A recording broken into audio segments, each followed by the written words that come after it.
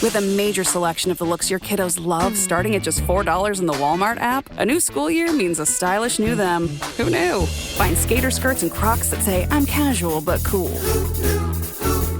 Sparkly sneakers that say, it's my classroom, you're just learning in it. And preppy polos that say, I'm the teacher's pet, even if they're mommy's menace at home. Find their favorite styles starting at just $4 in the app. The Walmart you thought you knew is now new.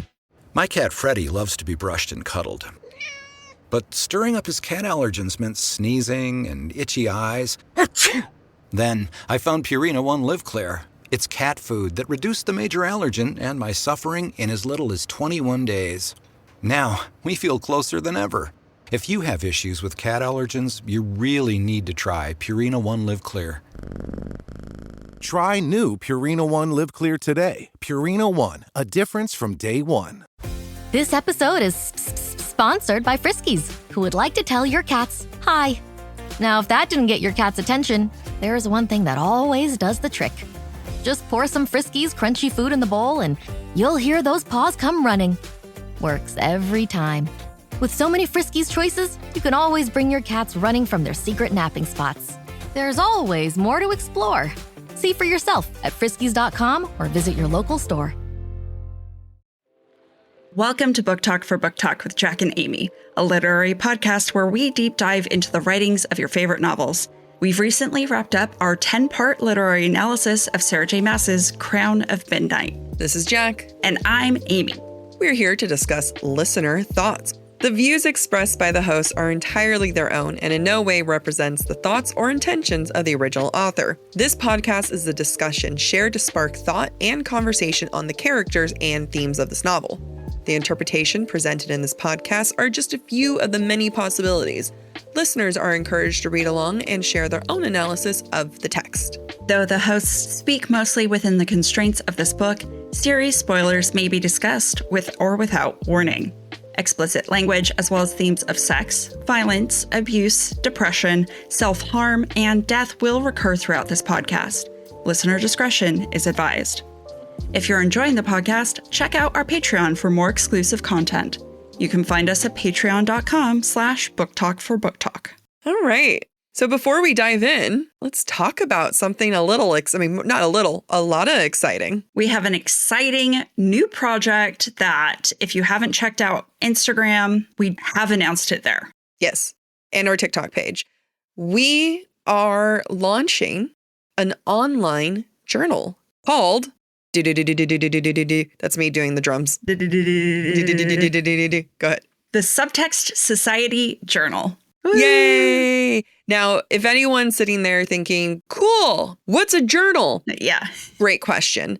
A journal is it's a digital space where people can submit their essays, articles. It's not academic, which means it's not peer reviewed. Peer reviewed means you submit and a bunch of people you don't know view it anonymously. So it's not like that. This is a place where everyone can submit. And we are creating a space that is specially dedicated for romance, romantasy, and fandom that women love. It's a space for you to talk about, write about, think about the things that everybody else wants to dismiss. It can literally be from social commentary, talking about your experience with romantasy. It could be talking about the general space, publication, or it can be your interpretation of some of the things we've discussed. We had some really great submissions. It could be as something like, remember when Emily submitted her dissertation? Turn that into an essay. We are looking for essays and articles with a word count between 500 to 1,500 words. So not crazy long. Anyone can submit. And just like any online journal, we are paying our contributors. Though we are an indie journal, so, don't expect to be making bank. We will be giving out commissions of $50 for every accepted essay or article. We hope to grow that in the future, but since we're just starting out, we got to start small, guys. Where can you find us? Amy knows. The Subtext Society Journal.substack.com. We are starting on Substack because we want to scale this up and we want to make sure that we grow accordingly. And we want to hear from you. We want to collect articles and essays from bookish people in the space, as well as hopefully one day authors. So check it out. Yeah, if you go to our Substack, you will find a link that says submit an essay. And there's a little form. You can upload a document. You can share a Google Doc link to whatever your essay is. We'll read it. If we accept it, we'll work with you on any necessary revisions or formatting. And you get to be part of the conversation. Yeah. And you get to say you're published. Yeah. That's cool. And, if you see that we have some pillars, general guidelines, and if there's anything that you look at these pillars and you're like, I want to write something different, that's fine. Let us know. Absolutely. All right. So let's dive into today's episode where we asked our listeners, tell us what you think about Throne of Glass. What'd they say? People like it. I'm going to read some DMs and then you can read some comments. Okay. This is from Madeline. I want to say this is spoiler for all seasons, I think. It's up for grabs. Or books, not all seasons. All this books. is spoiler for Okay. all books. All books. Yeah, let's just say all things SJM. So Just to be safe. You've been warned. Okay, so this one you might know from a clip we posted from this season, and it was a hot topic. Rowan apologist here. If he was training a male and punched him to motivate a shift, would we still take issue? Discuss. Okay, so this is Amy reading some of Heir of Fire so that we can get better context of what happened. They're going down to training. Okay, Celaena is talking to Rowan in this case. You must be very important to Her Royal Majesty if she put you on nurse duty. Given your history, she didn't trust anyone but her best to keep you in line. Oh, the prince wanted to tangle. Whatever self-control he'd had on their trek to the fortress was hanging by a thread. Good. Playing warrior in the woods doesn't seem like the greatest indicator of talent. I fought on killing fields long before you, your parents, or your grand-uncle were even born. She bristled, exactly like he wanted. Who's to fight here except birds and beasts? Silence. Then, the world is a far bigger and more dangerous place than you can imagine, girl. Consider yourself blessed to receive any training, to have the chance to prove yourself. I've seen plenty of this big and dangerous world, princeling. A soft, harsh laugh. Just wait, Aelin. Another jab. And she let herself fall for it. Don't call me that. It's your name. I'm not going to call you anything different. She stepped in his path, getting right near those two sharp canines. No one here can know who I am. Do you understand? His green eyes gleamed animal bright in the dark.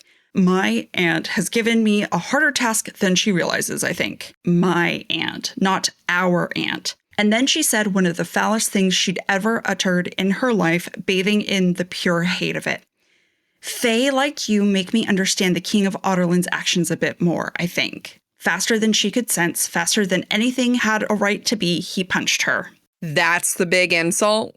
That's the big insult. Mind you, at this point, he has told her over and over again how useless she is. Yeah, so she's basically said, because of Fae like you, I understand why the King of Otterland wants to kill all Fae and commit genocide.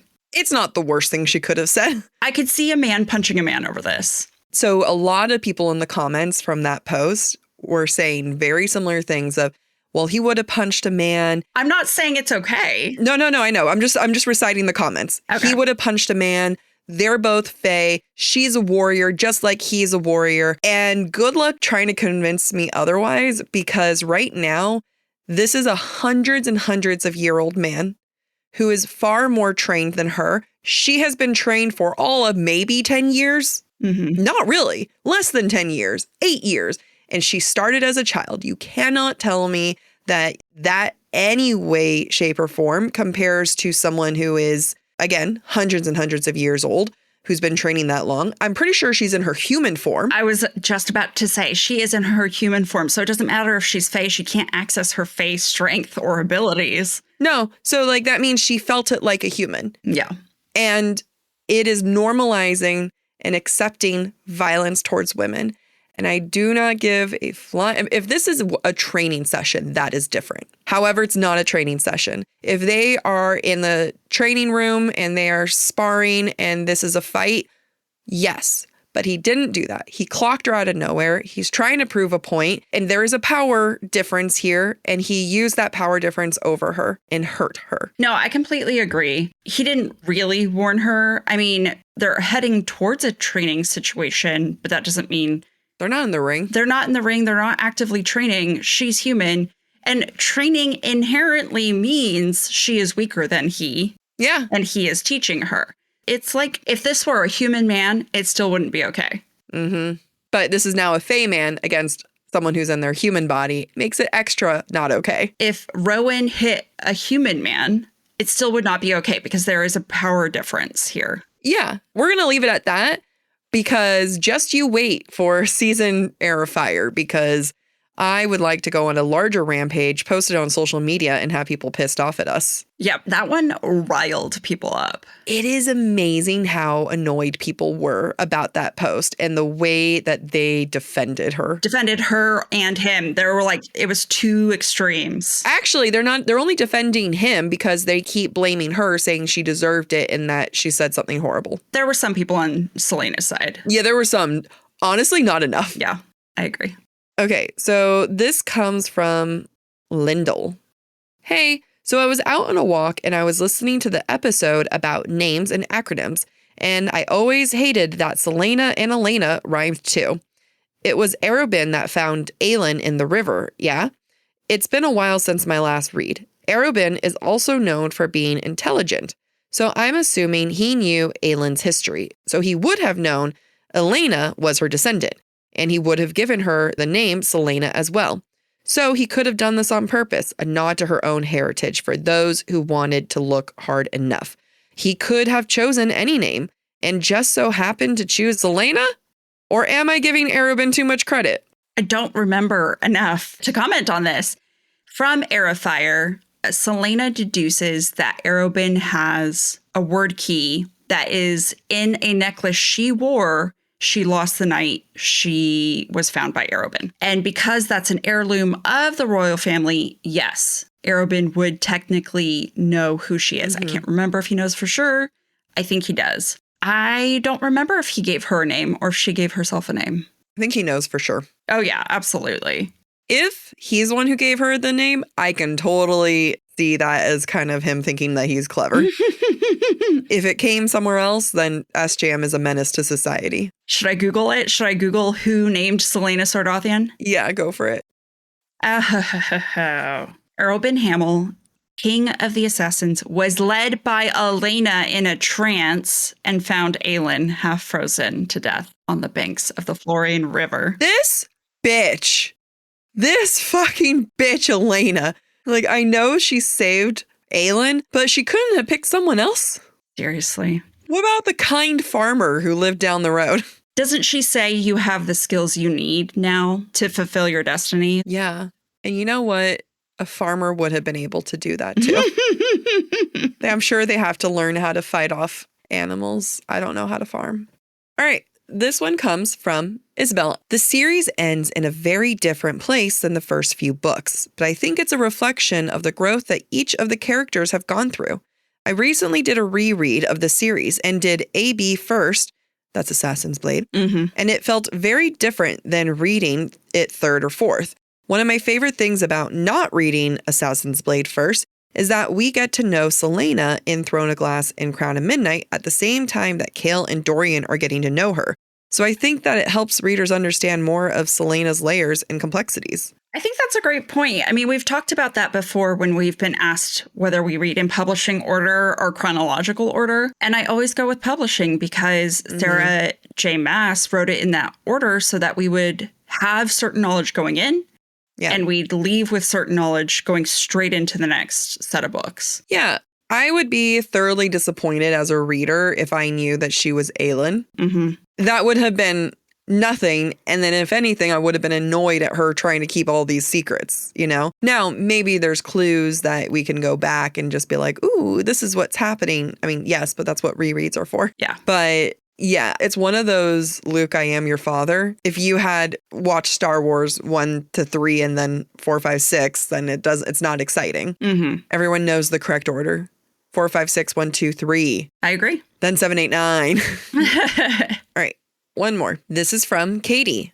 The series will always hold a special place in my heart because it got me into fantasy again. I originally was going to read ACOTAR, but my library had a long wait list, so I settled on this one. I'm so happy I did. Even though I sobbed for days during Kingdom of Ash, the 13, and through Tower of Dawn several times, I made my mom read the series and she loved it. She wasn't too happy with me during Kingdom of Ash, but we got back into fantasy together. And she also listens to the she also listens to this podcast, and together we are searching for clues and going down fan theories with the entire Maasverse. I highly recommend it to anyone who asks me for book recs. I love this idea of mom and daughters listening to us. And rereading the books together and looking for clues. I love that. That is so sweet. I do too. I'm just more touched on the whole. I love when people say that their friends listen. There was like a book club, and the book club was listening while following along and doing their book club, which I was like, the commitment. I love it. Yeah. Then it's like, we're part of their book club. That's the point. I know, but it's just cool. It's just cool. Like, I just like imagine me and you sitting there now in a circle. I don't know how book club, but I imagine you're sitting in a circle talking to each other in an empty space. Maybe there's fire in the form of a candle or otherwise. Okay. It is the middle of summer in the Northern Hemisphere. No worries. You know, I'm talking about the Southern Hemisphere. Okay. I'm concerned about those listeners, Amy. All right. This is from Athena. I think if Sarah were to rewrite the series as an adult, it would be a fucking masterpiece. The beginning books start okay for me and end as I will never forget this in my soul. Which is why I think if she were to rewrite the series now, the entire series would be that way. It's so funny because I saw another comment that said, I don't want her to touch the series. Oh, like they think that she would fuck it up? Yeah, I completely agree. I would love her to rewrite the first 3 books. Fuck, 4. Throw in Assassin's Blade. I think it's just the first 3. I think that it could go either way, though. Either she could improve upon the flaws, Nehemia. The Archer reveal, there's a lot of like little things that she could tighten up. Agreed. Absolutely. However, I understand people who are afraid, who might be like, she might turn it into House of Flame and Shadow or Sky and Breath.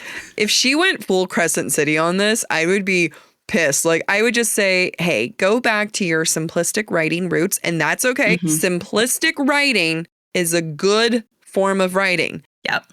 I plan on doing that. I want to know what the hell I'm reading. I don't want to have to reread it 5 times to understand what's happening. Yep. I think it would be a good exercise for her because I don't think she knows at this point how to go back to simplistic writing. The next ACOTAR book will be really interesting because let's make an ACOTAR prediction. Let's throw that into a mix. What do you think the next ACOTAR book is going to be? We haven't talked about this, even amongst ourselves. Yeah. Without microphones. Was it social media that said, or she said in an interview a while back, that it'll be a different couple that it's focused on? No, she said that all the couples will get their time. That doesn't mean the next one is the next. She said that each sister will get their book. That doesn't necessarily mean the next book is going to be about Nesta. Or Elaine. Yeah. I have a couple notes. Okay. As to why I think it's going to be still about Nesta. Okay. Welcome to my dissertation. Ready. I think it's going to be about Nesta because in House of Flame and Shadow, there is a lot that's not resolved. And that is Rhys feeling betrayed, even though Rhys ends up getting along with Randall and Ember. Ember. Is that her name? I was saying Ember. I don't think that's her name. It is her name. Ember, yeah. Well, I was saying Ember and I couldn't believe it. So even though Rhys ends up really getting along with them, right? I don't know if it's one of the special chapters, but there is a chapter where Nesta says, Cassian can't look at me. He doesn't want to talk to me. He's still the most angry with me. And that is a lot of unfinished conversation. And also we have her giving up some of her power. And then it's not just a happily ever after. In many ways, I feel like Silver Flames kind of ended the way that ACOTAR book 1 ends. where it's now we're going off into the sunset. But there's plenty of issues that we're not going to address. Yeah. That's interesting because one of the issues people take with Silver Flames is the fact that Cassian never says, I love you. Yeah. And I could see that actually kind of being a clue that there's still more to resolve and work through before he can actually say that. There's also a lot to do with, I mean, there's so many threads that are not resolved. Yeah. From Wings and Ruin, from Frost and Starlight, from Silver Flames, that it's really kind of hard to predict where this is going to go. Yeah. I think we're totally going to get more point of views. I don't think it's going to be just about Nesta the way that Silver Flames was, right? Or how Mist and Fury was just about Feyre. I think we're going to almost open it up a la Throne of Glass style. I think it would be a bad idea if she did too many storylines. Yeah. You know, I think that she would be doing a disservice to herself if she started an Elaine storyline, unless we get more Gwen. And that's the other thing, is that I do feel like she's opened it up to a Gwen storyline because we got an Azriel point of view. Yeah. And the Azriel point of view ends with him giving her the necklace to Gwen, which is a skeevy move. Like, he gives it to Elena, and then Elena's like, no, thank you. So he goes, Elaine. It's been a long time since I've met these people. He gives it to Elaine, and then Elaine is like, no, you wouldn't kiss me, even though I could smell you're horny. And then he goes and gives it to Gwen, and that is a fucked up move. I could see a lot of it being about Azriel as well, because in addition to Nesta, Azriel was the one that was present in Flame and Shadow. Yep. And I would love to get more of his point of view. I would love for there to be more development. I'm okay if there's a love triangle between him, Gwen, and Elaine. Give it to me. I'll eat it up. Sarah one day will get her way and have a white shoes. Like, well, it's not a triangle, Amy. It's a square. It's a square. Because Lucian's involved. Oh, it's true. It can also be a rectangle, whatever you want. There's 4 points. A trapezoid. It's a love trapezoid, guys. That's next time people say it's a love triangle, we can correct them and say, actually, there's 4 points. Trapezoid. Here we are with the trapezoids. I think it'll be very interesting. Hopefully it'll come out in 2026. And you know what? We'll probably do a season on it immediately. You think so? Yeah, probably. Let's predict. So we will probably be done with Heir of Fire by the end of this calendar year. It goes into like the first 2 weeks of January. Oh, that's right. So then we'll do a book club. And that'll take us through February, maybe halfway through March. Yeah. And then we do another 10 weeks. Of Assassin's Blade. We haven't even discussed if we do Assassin's Blade. Or do we do Silver Flames? We could do Assassin's. Oh. Okay, this is where I'm like, if it depends on when she announces things. Because hypothetically, we could do Assassin's Blade, and that's not going to be a 10-season episode. That's a much shorter book. It's probably 5. Yeah. We'd probably do an episode for each story. Yeah, exactly. And then do another book club. And then somehow figure out when, because we should definitely do Silver Flames leading up to the book. The book, which at the earliest, it'll publish in the summer next year. Because I know plenty of authors that haven't announced things that are coming out next summer. I personally think we do Silver Flames before Assassin's Blade. Because I feel like Assassin's Blade ties better to the future books. That's fair. And if we're going to take a break from Throne of Glass to do ACOTAR, we should save Assassin's Blade. Yeah, you're right. You're right. Okay, so then we're keeping all of this in so people can hear how the magic works. There's no magic. Surprise. Yeah, I like that because Assassin's Blade will help set up quite a bit for going up. But we can pretty much guarantee Assassin's Blade will be a la Frost and Starlight. Although, nothing will make Amy feel as clever as the season we did Frost and Starlight, because it was season 4 episodes on the 4th book. Yeah. It was magical. You don't even see the joy on her face right now. Just pure joy. Magic. It's magic. So yeah, we'll do something like that. And then Silver Flames at one point next year. And then I'm hoping that if SJM cares about it, well, we'll do Silver Flames starting spring, like early spring, March. Yeah. And then that gives her enough time to publish her book. Like, if she just were to coordinate with us a little bit better, it would be helpful. If we could just get an arc so that we could have already read it before it comes out. I mean, okay, so apparently Quicksilver Brimstone isn't doing arcs. And if we're not getting arcs for that, We're not getting arcs for SJM. it's laughable. It's laughable, and I want it. She is the Taylor Swift, although apparently Taylor Swift album leaked a little bit. I heard. Yeah, I feel bad for her. And she's taking legal action against whomever did it. Yeah, no, that person is going to regret everything.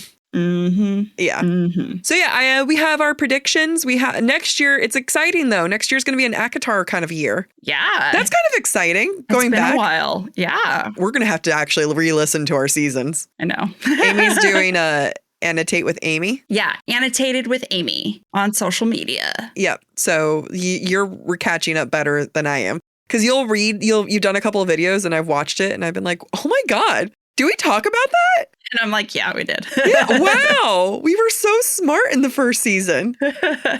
I posted this is all going in the episode. I posted a meme and someone in the comments was just like, Farrah sucks. Because it was like one of the memes was, thinking that Farrah is a boring character. And she's like, Farrah sucks. And I said, well, you should give the podcast a listen to. We bring a different point of view. You sure? Because she sucks. I was like, if you listen to the podcast, then maybe.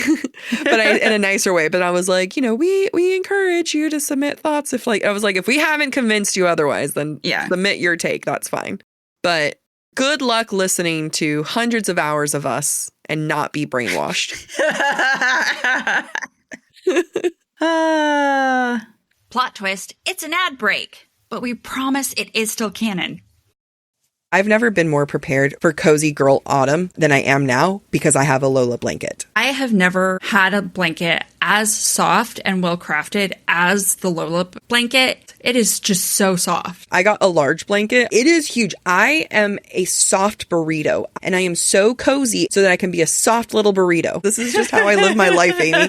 Accept it. The best part is that unlike other soft blankets, this is completely machine washable and it's double hemmed for durability. So many blankets I've owned fall apart. This one does not. I can't even tell you how pretty my room is now because of Lola blanket. It instantly elevates your space, not just because it's beautiful, not just because it's well designed, but because the colors are stunning. Lola has over 10,000 5-star reviews. You can't even doubt that. And when you feel it, you'll know why. We have a 35% off promo code, and I know for a fact that this is going to be everyone's Christmas present from me this year. Even though Amy and I both ordered a large for our blanket, they also have an XL massive, and they call it the biggest blanket on the internet. That will be my next blanket. And then I will be a double wrapped burrito. For a limited time, our listeners are getting a huge 35% off their entire order at lolablankets.com by using the code BOOKTALK at checkout. Just head to lolablankets.com and use BOOKTALK, BOOKTALK, for 35% off. After you purchase, they will ask you where you heard about them. Please make sure to support our show and tell them we sent you. And then wrap yourself in luxury with the Lola blanket. Be a high-class burrito. Like me, you may have heard of HelloFresh or maybe once subscribed to HelloFresh. They send chef-crafted recipes and fresh ingredients to your home. But this summer, I am so excited. They have made their biggest menu upgrade ever. You think you love HelloFresh? Just wait, because HelloFresh has doubled its menu. You can now choose from 100 options each week. I can't even begin to process that. The new seasonal dishes and recipes from around the world are all at my fingertips now. You also get to dig into bigger portions that will help keep everyone satisfied. What I'm most excited about is that they've got a healthier menu option with high protein and veggie-packed recipes, which is exactly what I need right now in my gym rat era. HelloFresh is America's #1 choice for home cooking. You can now get steak and seafood recipes delivered every week with no extra costs. There's 3 times more seafood on the menu now, again, at no extra cost. That is a huge improvement. You know I love shrimp. It is such a lean protein. It's so good for you. I'm going to eat it daily now. I love HelloFresh. You should definitely give it a try. The best way to cook just got better. Go to HelloFresh.com/BookTalk10FM now to get 10 free meals, plus a free item for life. 1 per box with active subscription. Free meals applied at discount on first box. New subscribers only. Varies by plan. That's HelloFresh.com/BookTalk10FM. That's BOOKTALK10FM to get 10 free meals plus a free item for life. This show is sponsored by Liquid IV. I'll give you one guess into what's my Stanley right now. Probably something with electrolytes, like Liquid IV. It's not even funny how true that is.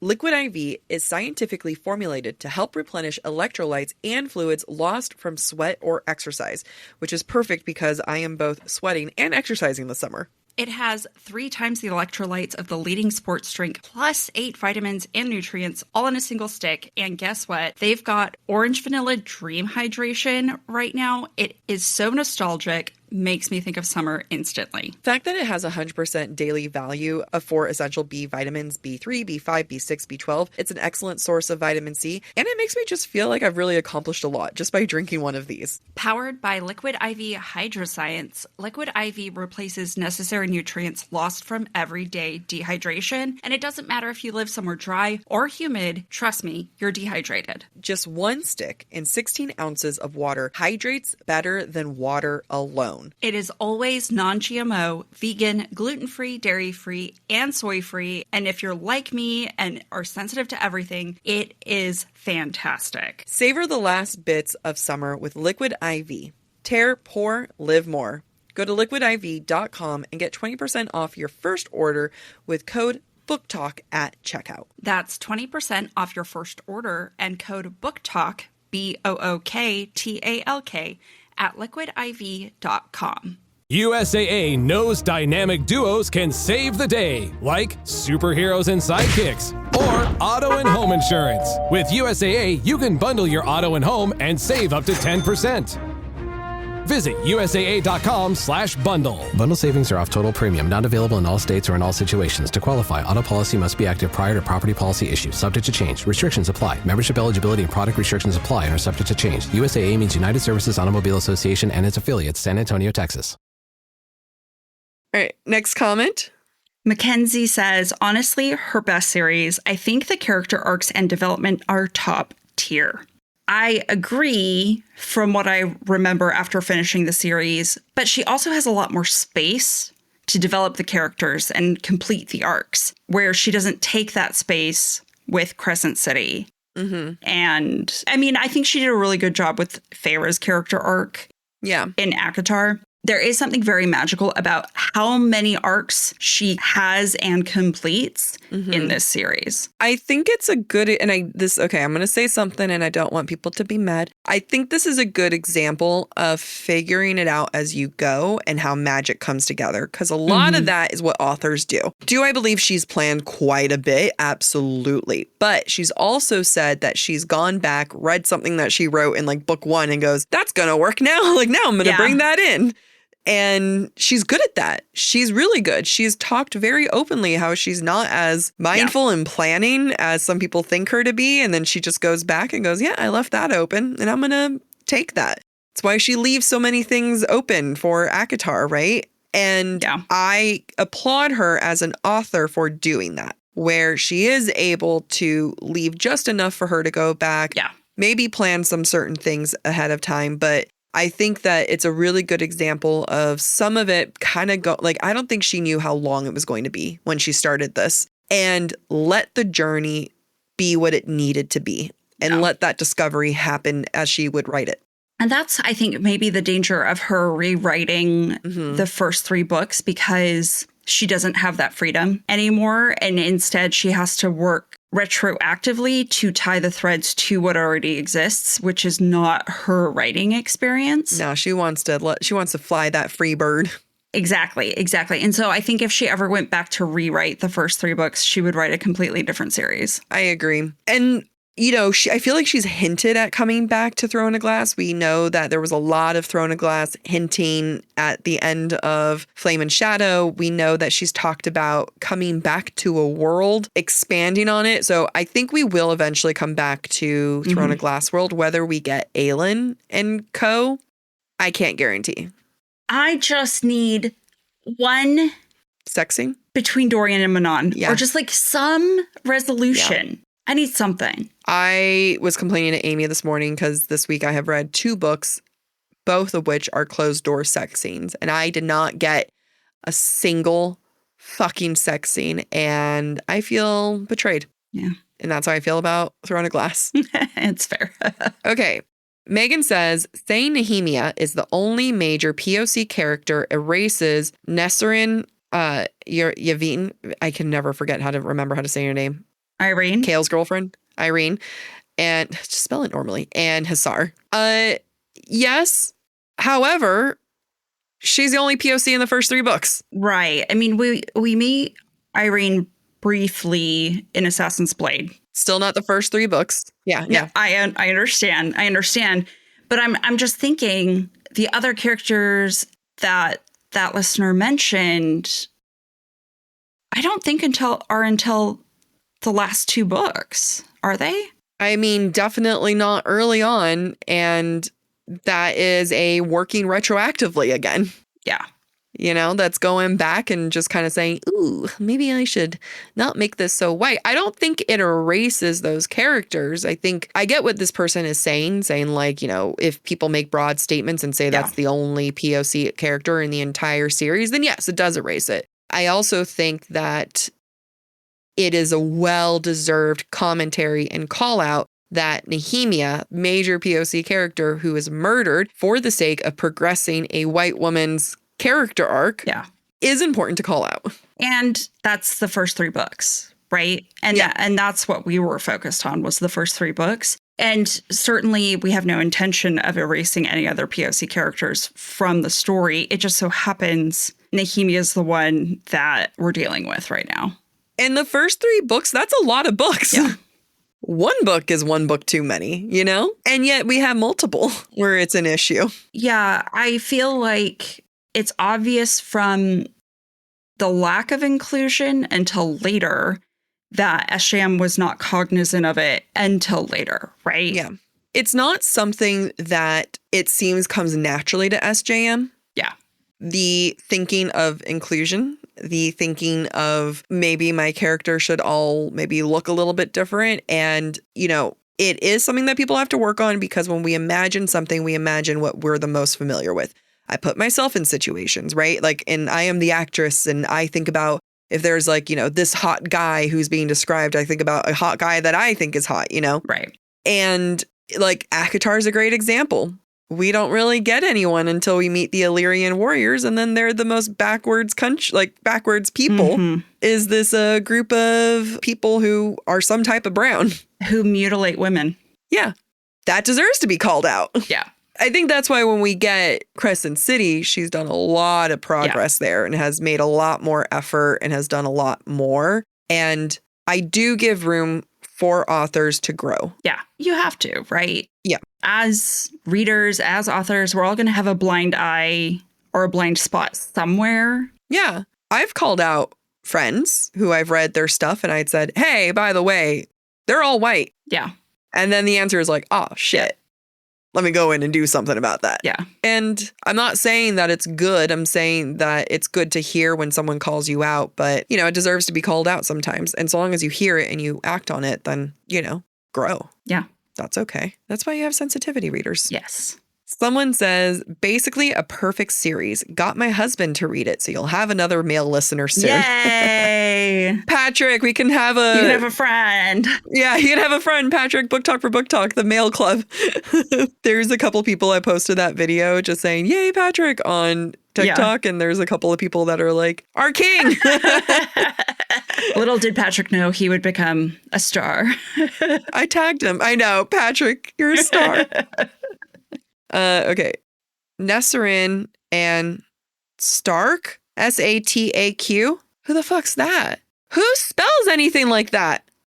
Do you know what that is? Do you know who that is? I don't remember. I think it's from Tower of Dawn. I swear if it's pronounced Stark, and that's how she chose it, it's gotten out of hand. I accepted Chaol as not being Chaol.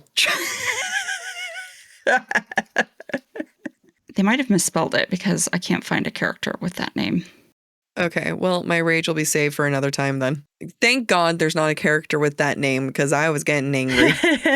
This is my favorite SJM series. The moment where Aelin calls in people from her past makes me cry every time. Lysandra and Manon, I love them. I am very excited to meet Manon. Bring her into this podcast. Yeah, I am too. I am also, I guess Lysandra's much later. I love the relationship between Aelin and Lysandra. I'm very excited for that. And that also develops. That's another one when we were like, she doesn't have any good female friendships. People are like, Lysandra. And I want to say she literally thinks that she's a bitch in the first couple books. Like she goes, oh, that bitch, Lysandra.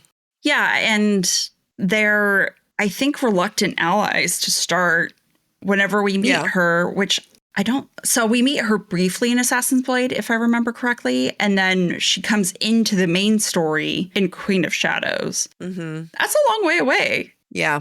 But I am very excited for Manon. I think what makes this series so good is that SJM is able to do this with some characters, not all, because, you know, some characters I don't even remember, but there's a handful of characters that people really love, Manon being one of them, right? And then we wait for when the characters meet. When Manon and Dorian meet, it's just like, oh, these two characters are finally getting together. And what makes it brilliant is that she cuckolds us that for books and books, right? It's not like and in the next book, in the next chapter, you're going to get them meeting. No, we don't get the meet for a while. And the anticipation, the buildup, I love it because I think what she does well is that there isn't romantic anticipation, right? Once Aelin and Rowan are together, they're together. Right. Manon and Dorian, we got some anticipation, but the anticipation is more about when will these characters meet and what happens when they do. Yeah. And she does that very well, and you wouldn't get that without, you know, some type of building with making us love them. And I think that's a little bit what Flame and Shadow is kind of trying to be. What happens when these characters meet, right? I see. Yeah, I see what you're saying. Yeah. Unfortunately, it didn't deliver the same way. It was too long of a wait period, and she let us all have our imaginations. And it's really unfortunate my imagination was better. A lot of people feel that way. Yeah. All right, couple more. I think this is from Rachel, says Heir of Fire was the hardest book to get through for me for some reason. Oh, tell me more. What do you think? Because I haven't gone back and listened to it to prepare yet. I'm busy doing a million other things right now. We've been busy. Yeah. It was easier for me to get through it this time, having paid more attention to Throne of Glass and Crown of Midnight prior. It is not, I think, as engaging as Crown of Midnight is. Interesting. In my opinion, maybe because it takes Aelin so long to get out of her own head on some things. I don't know. I'm not going to think about it very critically because even though I just listened to it like a month ago. It's like, that's a future us thing. Yeah, that's a future problem. Critically. Truly. I mean, when we have our critical lens, we'll think about it then. I'm trying to think about what I remember, because again, I read this years ago in a fever dream. And what I think I just was at this point comfortable with where I was before with Chaol and Dorian in the palace. Like, I was happy there. I was complacent there. I didn't need to change the scenery. And I think a little bit of that is now the first two books really revolve around these three characters. Yeah. Even Nehemia, we didn't really get as much as we didn't get her point of view. It was these three characters, and now you're taking time away from them. Yeah, I definitely, when I think of Heir of Fire, even having just re-listened to it, I think more about Dorian and Sorsha and a little bit of Chaol than I think of Aelin or Rowan. Yeah, and I think this is also the first one where you see everyone really hurting. Yeah. And that's not a fun feeling, you know? Yeah. People were having sex in broom closets in the second book. There was a good time. In the first book, she was making out with Dorian. Yeah. Like, we're all having a blast here. Yeah. And then now we go into Heir of Fire and everyone's sad and depressed and regretting things. I don't want that. Yeah, I mean, it makes sense why that would be difficult to read. It probably, in a way, sets us up for like, hey, your life is about to be rocked from here on out. Like, you're not going to does this hurt? Great, because it's going to get worse. Yeah. You're not going to have a good time. Yeah. We do get Manon in Heir of Fire, so that does definitely carry it too. Which means we get wyverns. Yes. Which are basically dragons. Yeah. So That's exciting. Exciting, yes. You know, next season's going to be a whole lot of phenomenon. I know. All right, one last one. Oh, I got one. Okay. CJ says, I hate Aelin and how he treated Lysandra in the last book. Tamlin energy. Great news. I don't remember anything. I like Aelin. I know he's not like a perfect man. He's very flawed. He's very broken.